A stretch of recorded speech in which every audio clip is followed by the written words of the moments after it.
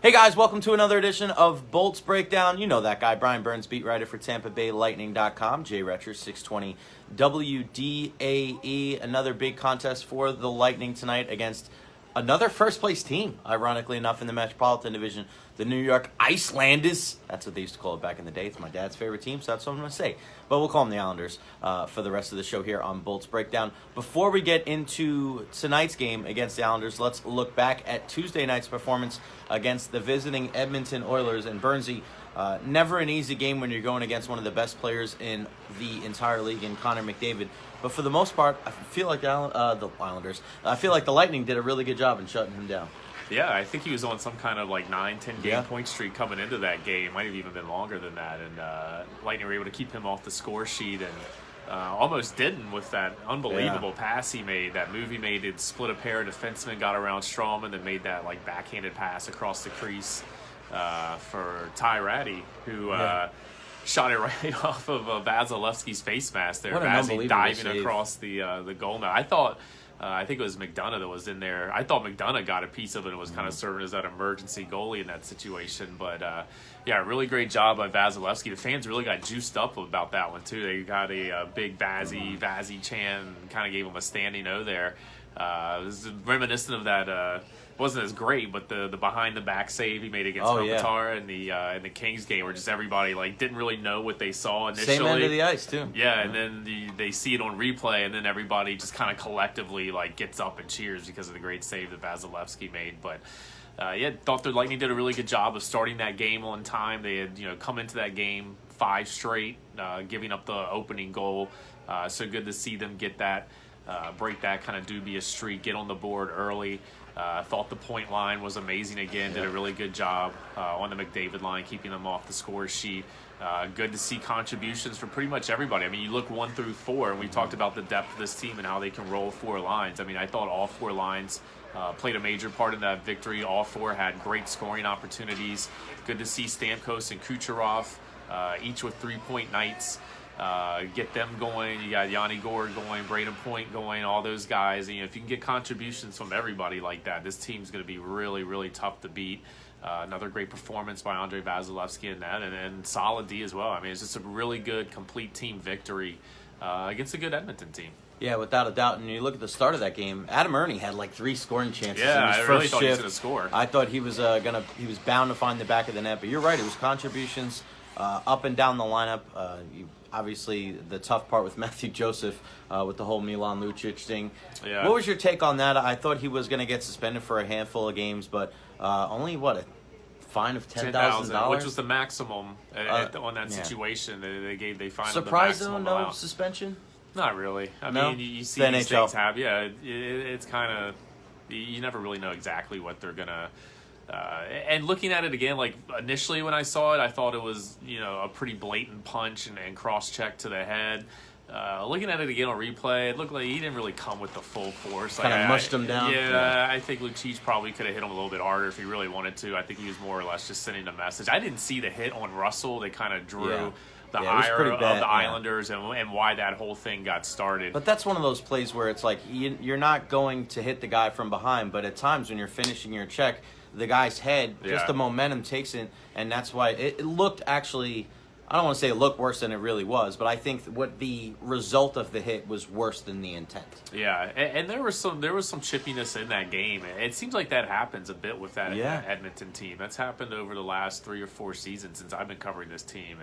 When they come in here and especially if they're losing, it feels like there's some kind of questionable, is it crossing the line, kind of borderline type of plays that leads to what we saw at the end of that game. So, fortunately for the Lightning, no one got hurt. It wasn't a situation where you come up with a guy or two injured, especially when everybody's dogpiling down there. We talked to Joseph about it yesterday after practice, and he said Lucic, he's a big boy, when that dude's on top of you and then you got other people piling on top of you, it can be a little bit, he said he didn't even really know what happened. It's just everything kind of all at once. He's, at the bottom of a pile and he's like, what's going on here? He looked no worse for the wear. He had a little bit of a cut on the bottom and the top of his lip, but nothing major. I mean, that's nothing for a hockey player. So just good to see no one really got injured in that thing. Battle scars. Yeah, That's all it was. exactly. Last thing about that game the other night, it's just really good to see a guy like Yanni Gourde score again, and I love the response in the second period there at the end. After the Oilers closed it to a 1-goal deficit, the Lightning just bounced right back, and not only did they score one, they scored two. Yanni Gourde right in the middle of that, and it's pretty cool to see a guy get rewarded with a nice contract, and we've seen it in other sports. I don't think you see it as much in hockey, Brian. A guy gets a check, and then he gets a fat cat syndrome and doesn't have that same kind of work ethic. But you don't see that with Yanni Gourde. I think he scored in every single game since he's got that new contract. Goal streak. So I think they should tell him before every week that he's got a new contract, and I think that would help him. But man, his play, well deserved for that. Yeah, and I like you said, that response was big to get that goal right back to reestablish that 2-goal lead. I thought the goal at the end of the first period, too, was a really big goal. Braden Point's goal. It came with about 26 seconds left on the clock because the Lightning started well. They got that early goal from Stamkos, and I felt like towards the end of that period, I thought Edmonton really had some great scoring chances, and I even turned to one of our Lightning staffers in the press box with about 2 minutes left. I'm like, I think the Islanders are going to score here before this period's out, or not the Islanders. We've got Islanders. Yeah, Islanders on the brain. Oilers. Oilers. I thought they were going to score right before that period was out. I was going to go. They were buzzing. Yeah, they were really buzzing, and then for the Lightning to kind of reestablish that momentum to get one against the tide of the game and go up 2 into the first intermission, I thought that was a really key goal for the Lightning in that one. Without a doubt. Brian Burns, beat writer for TampaBayLightning.com. Jay Recher, 620 WDAE. As always here on Bolts Breakdown. Let us know where you're watching Bolts Breakdown from. Put it there at the bottom of your screen. And also share this on your Facebook. Put it that you shared. Put where you're watching. And, of course, put where, I guess it got shared. It did get shared. It got shared, and all the viewers are going up. So, again, let us know where you're watching Bolts Breakdown from today. Let us know that you shared it. Share it on your Facebook. Put share it on there. We'll give you a shout-out, and then let us know who do you think is going to score the first goal tonight for the Bolts. And now that we got a bunch more viewers here, Burnsy, let's give the injury update here. I know some more information came out yesterday with Victor Hedman and Andre Palat. It looked like that Andre Palat was going to initially. It looked like Andre Palat was going to come back sooner than Victor Hedman, but that's not the case, is it? Yeah, it seems like they got some bad news in regards to Andre Palat, and we talked to John Cooper yesterday, and he said that he wasn't progressing as well as they had hoped or as quickly as they had hoped, so they're going to have to just shut him down for a little bit. So it looks like it's a week-to-week thing now. Lower body? Yeah, the lower body from that Vegas game. So he's going to be out for a little bit. But better news with Victor Hedman. He practiced yesterday. He wasn't wearing a red no contact jersey. Was pretty much a full participant in practice yesterday. Real good. Cooper ruled him out for tonight's game against New York, but I could see him coming back relatively soon, maybe target that Saturday game against the Ottawa Senators. So good news on Hedman, not so good news with Palat, but the Lightning have done fairly well in their absence. Yeah, they have. Covering, and they have the depth. That's one thing we've said about this team. Is probably the deepest Lightning team in Tampa Bay history. So when you have those injuries, you got guys that are ready to step right in and fill in and play their role. Yeah, and you know what? You got to give a kudos to a guy like Slater Cuckoo. I think he's played better. I think Mikhail Sergachev, who our good buddy Tim McCardle thinks that he's going to score the first goal tonight. Shout out to Richie Stevens from Baton Rouge, Louisiana. I think Sergachev's played better. Early on, I thought he was really fighting it, and I think he's improved, and I think he's gotten his feet underneath him. And then the forward lines, I know it's tough to not have a guy like Andre Palat out there, but Adam Ernie, who we mentioned before, I think he's skating hard. He's skating with a purpose, and I know I don't want to say that they don't miss him, but I think if any team can kind of make up for two big injuries like that, it's the Lightning, and they've done that. Yeah, I know we've, especially on the blue line, we've sung the praises of Ryan McDonough and what he's been able to do, Anton Strawman. But you really look at it as a whole group. All six have really stepped up and have played really well in the absence of Victor Hedman. Really like what Slater Cuckoo's been able to do in his little bit of time here and show that he's deserving of some more playing time, and like what Dan Girardi's been able to do. He's been a little bit unsung right now. He hasn't made quite the impact offensively or on the stat sheet, but just him being that veteran presence on that top pairing with Slater Cuckoo, allowing him to kind of do his thing. I think those two have linked up pretty well. We all know what Strawman and McDonough have done as part of, we call it they're the second pairing when they go out, but we all know they're the first pairing. And then, Braden Coburn, again, a guy that, a lot of people want to run out of town towards the middle of last year. It seems like there's always that one guy on the blue line that kind of draws the ire of Schuster, Tampa Bay Lightning Matt faithful, Carl, the Andre Brewer. Schuster. And Brayden Coburn was setting up to be that guy, and he's kind of quieted those critics with the way he played at the end of last year, the way he played in the playoffs. And he's really picked back up where he left off last year at the end of last season with his play. I really think he's doing a great job and really helping Mikhail Sergachev, just like he did last year, kind of establish himself in the NHL. As a youngster coming in, it's good to have that veteran presence in Brayden Coburn, and I think all 6 of those guys have just done a tremendous job in the absence of Victor Hedman, and everybody has stepped their game up a little bit and taken on more responsibility and done well in that regard. Shout out to Valdemar. I like that name. Stammer might open the scoring. He's been hot the last 2 games. Really That's a good point, and we love that they're shooting the puck a lot more, Stamkos and Kucherov. Shout out to Adam, who's watching us from the NASCAR race out in Arizona. Huh. You guys are real fans. We talk about Distant Thunder, our good buddy Greg Wolf, the in-arena host. You guys do an awesome job, and at the end of the year, we're going to come out with a sheet of how many people are watching Bolts Breakdown from not just the U.S., but all over the world, and we appreciate you guys and all that you do. If you have any questions for Bernsey and myself, feel free to put them on. We got a bunch of viewers today, so let's get some questions going here in a second before we get to Bernsey's 3 keys to victories for the Lightning and my 1 to watch. John Momola watching from my office, coffee in hand. How do you like your coffee, John Momola? I bet you it's 2 sugars. How do you like your coffee, Bernsey? Somebody asked me that the other day. Well, if I'm making it at home, I have the cafe mocha creamer. So I go 4 seconds on that. And then He's got the time down. I've got the agave. Instead, I don't use the sugar. I use the agave, liquid agave. And so I go like 4 squirts with that and stir it up. When I'm using 4 on 4, this guy. Yeah, when I'm using the coffee here at the arena, it's just 1 creamer and 2 sugars. If you have any questions for me and the Coffee Master, just put it there at the bottom of the screen. Scott Mann says, Sam Coastal score first. He's from Boulder, Colorado. Man, thank you guys so much for tuning in today. Again, let us know where you're watching from. Give us a question. Make sure you share this on your Facebook. Put shared on there. And then, hey, let's just keep this thing going. Who's going to score the first goal tonight? How many goals do you think Kucher scored this season? Josh McIver. John Momola. 2 creams, vanilla. No sugar, son. What do you think? Goals for Kucherov. He's tonight? This year. Let's see where he's at now. He's at... He has like He's 4, got 7 in 15 games. Yeah, so if he's 4 in his last 5 games, I want to say. And then before that, he had 3 through like the first 10 games. So he's really picked up his scoring pace here of late. I'm going to guess 38. What do you think? Oh, I've got breaking news here for the public. Andre Palat, 4 weeks out, lower body injury. All right, so breaking news right here. You're getting it on Bolts Breakdown from Brian Burns, beat writer for TampaBayLightning.com. You guys can let everybody know. John Momola, if you're watching this, you can get the message out. Andre Palat going to be out for 4 weeks with a lower body injury. Victor Hedman, he won't be in the lineup tonight, but he was practicing yesterday, so maybe Saturday for Hedman, you think? I'm thinking, I think Possibly if everything Saturday goes well, I think they probably like what they got to see how he practiced yesterday. Today's kind of the big day. They practice, and then it's really the following day. How do you feel after that practice, after taking some of that contact? I would imagine if everything goes well and he feels good, I think Saturday's a good target date. And we'll get one more before it. Lassie wants to know, how's the situation on the Bolts coming to Stockholm next season?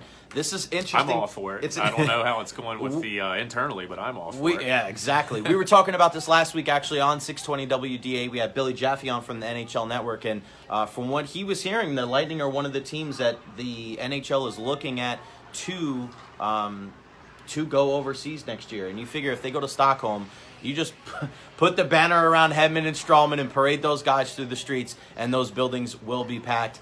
You probably play, what are the other big Swedes? You look at maybe Landeskog, but Colorado's done it already. Probably a couple other, I'm trying to think of Swedish hockey players.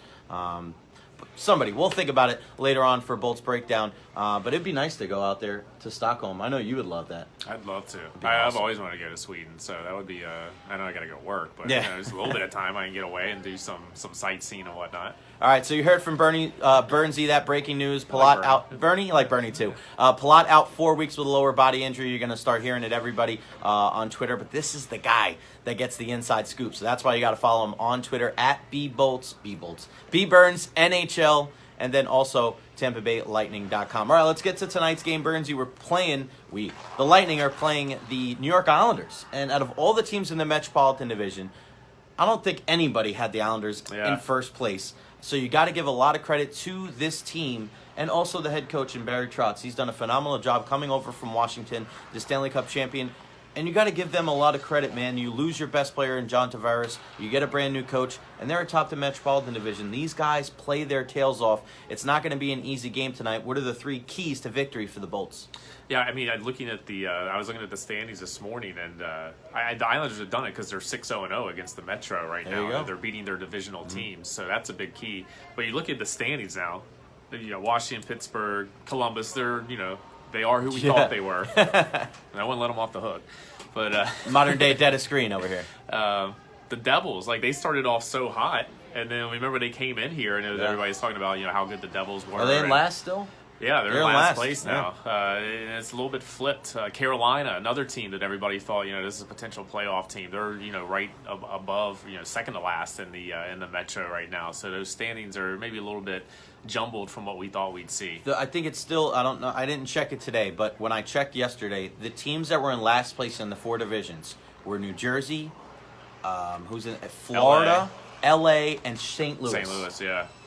Those are 4 teams that I picked all 4 of those teams to make the playoffs this year. So, I mean, it's pretty crazy to think that. Some of the races are pretty interesting. You look at, the Atlantic Division. The Lightning have a pretty good lead. I mean, they've got a 3-point lead on Toronto, but they've built, a really good lead. Florida's still sitting back there with 9 points.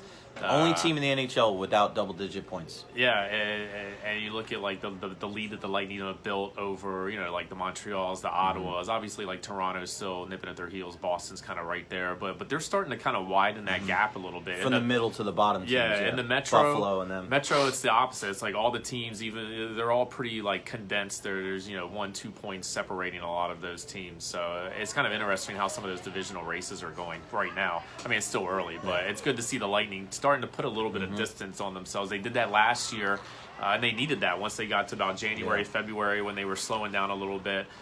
Toronto and Boston were catching up to them. They needed that good start to kind of stay out in front. But looking ahead to tonight's game against the Islanders, 3 keys for me. Number 1 is just getting off to another good start. I thought that was a big advantage for the Lightning in that game against Edmonton. And that was something they had talked about. They'd gone 5 games giving up the first goal, and even though they played well, they'd come back and 3 of those games to win. It was still something where John Cooper, it was a little bit of a point of emphasis, and he said, we're not going to go 82 games giving up the first goal. Obviously, we're going to score first here pretty soon, but we'd like to make that happen sooner rather than later and start these games a little bit more on time. I thought they did against Edmonton. Yeah. I think that's going to be imperative tonight against the Islanders as well. Number 2 for me is when New Jersey's on, or New Jersey, when New York, we've been calling them everything. When New York's everybody on what they're supposed to be. When the Islanders on the power play, really look for Anders Lee. He's got 5 goals right now for the Islanders. 4 of those have come on the power play. He's kind of a big part of what they do on the power play. So if you can kind of key on him, really keep an eye on him, shadow him, I think you'll do a good job of keeping them off the scoreboard on the power play. And then number 3, for me, we talked about this earlier, but just continue to get those contributions from everybody. I think that's when the Lightning are really at their best, when all 4 lines are rolling, when all 4 lines are a scoring threat, when the D-men are jumping up into the offense and creating offensively.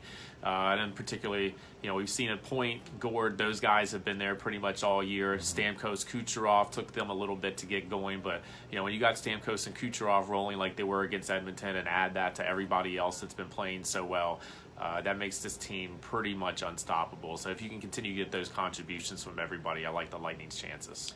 Yeah, my one guy to watch is Matthew Barzal. He is one of the more talented players in the league, defending Rookie of the Year. You saw some of the great moves that he had against the Lightning last year in their games.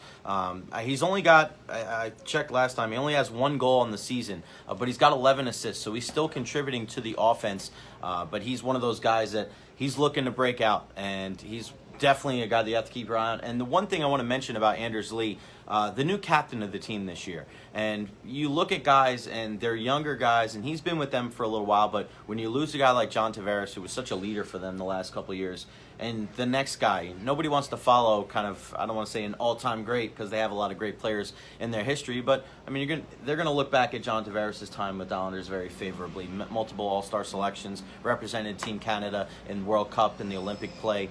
But Anders Lee, I really think he's taken that captaincy and really vaulted him to play much better. I think you look at the opposite, a guy like Alexander Barkov with the Panthers, where his play has kind of deteriorated this year, and I think the pressure of being the captain's gotten to him a little bit. So you can see it's kind of the juxtaposition of, you know, if one guy gets named the captain and he seems to elevate and take his game to the next level, and another guy becomes the captain and it seems like the weight of the world's on his shoulders. But Anders Lee and Josh Bailey, two guys that a lot of people thought that their production would diminish because John Tavares isn't there anymore. Man, they're playing really well again this season. Those are the three guys. You got to stop Lee. You got to stop Bailey. Don't let Barzell go off, because if Barzell scores tonight, I think he scores more than one. He's one of those guys that he gets goals in bunches. That's not a guy you want to let go off. So tonight is the night to make sure that they play good defensively and make sure that they stick that point line on Barzell. They did a great job on Taylor Hall, great job on Connor McDavid, and to be able to do that job against Barzell tonight. Tall task, but the Lightning are definitely up to it for sure. Really going to be cool to see Val Filppula tonight as well. Yeah, really good guy, and he still trains here during the offseason in Tampa Bay somewhat. Like a lot of times when the guys are just filtering back into town and they're doing their informal workouts over in Brandon, at the beginning of those, a lot of times you'll see Val Filppula there working out with those guys. I believe he still maintains a house here in Tampa. But still has a good connection, relationships with these with some of his former Lightning teammates, and just a really good guy, really fun player to watch, and good to see that he's still continuing to have success in this league, because he thought maybe when he left Tampa Bay that he's kind of on the downswing of his career, but it seems like he's been just as effective as ever. And Steve brought up a good point here about Vazzy and giving him every 4 games or so. I was looking at this myself. Just we don't have any back-to-backs coming up. Nice. There's no back-to-backs on this homestand. There's no back-to-backs on this upcoming road trip. So it's like, where do you get Louis Domingue? Yeah. I feel like, do you get Saturday? Louis Domingue? Do you put him possibly Saturday? I know he just went against Ottawa. Do you maybe look to the first game of that road trip in Buffalo as a potential place to get Louis Domingue a start? Theoretically, you could just go with Vasilevsky for this whole stretch here. But Cooper talked about before the beginning of the season, they wanted to make a concerted effort to get Louis Domingue more starts and give Andrei Vasilevsky a little bit more rest. And we saw that in the beginning of the year. I think I can't remember exactly when Domingue came in, but there was a stretch where we thought, okay, if they're really committed to getting Domingue more starts, they'll get him a start on this opening homestand. And they did get him that one before they went on the road and the back-to-back started happening. So again, I kind of feel like that's the case. If they're really committed to getting Domingue starts, which he totally deserves, I think you'll see him get a start either, maybe at the end of this homestand, the beginning of the road trip, in a situation that wouldn't necessarily dictate that you would play your backup goalie. That's why he's got all the information. Bryan Burns doing it as always. You heard the breaking news. Andre Palat out 4 weeks. Oh, we're losing. Oh, the connection's back. Yeah. All right, you guys heard it before here on Bolts Breakdown. We broke the news right here on Bolts Breakdown before the TBL media. Like Adam Schefter. That's right. Look at Shefty right here. Doing some, getting some texts. Shefty and Mortensen here with you. So Andre Palat, if you didn't hear it before, 4 weeks out with a lower body injury. Victor Hedman skated yesterday. He's not going to play tonight. We don't think. I mean, Cooper we don't said think so. he's not. He ruled him out for today. You never know. Maybe he comes out for morning skate. He feels Cooper good. for you. And It's if the Hedman, lawyer. If Hedman says, "Hey, I want to play," I think you let Hedman play. Yeah, exactly. But like you said, after guy won a Norris Trophy. Do what he wants. do whatever you got to do. So yeah, there's the update. Palat and Hedman. Feel free again to share this if you're watching this. Let us know where you're watching from. We appreciate everybody out there being the Thunder and supporting us here on Bolts Breakdown. That's Bryan Burns, beat writer for Tampa Bay Lightning.com. Make sure you follow him on Twitter at BBurnsNHL. You can follow the team at TBL Lightning. Go to TampaBayLightning.com. I'm sure there's going to be stuff on the injury updates as well as the optional morning skate that's coming up here just in about 6 minutes. Make sure you follow me on Twitter at Recher. Follow the station at 620 WDAE. Remember to go to 620WDAE.com for the best Bolts coverage. Game back on Fox Sports Sun tonight, and also back on 970 WFLA after a one-game little trip over to 620 WDAE. So back on 970, back on Fox Sports Sun tonight, and we'll be back next week right here on Bolts Breakdown.